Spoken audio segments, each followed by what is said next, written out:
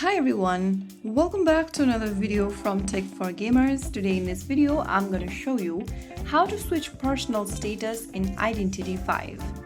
If you're trying to change your personal status in Identity 5, then the process is quite easy. First of all, launch open your Identity 5 game on your device, and once you're in the lobby screen, go to the top right corner and tap on the gear button. Once you open up this settings menu, click on social from the left hand side menu. And then under social functions, you'll see the switch personal status option. Go ahead and change your personal status to online, invisible or busy. When you set your personal status to busy, invitation pop-ups from other players will no longer appear. Instead, invites will be stored in your chat box. When you set your status to invisible, you'll appear offline to your friends and other players will be unable to form a team with you. So from here, you'll be able to switch between personal status for your Identity 5 game.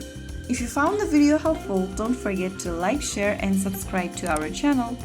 I will be back again in the next video. Stay tuned. Till then.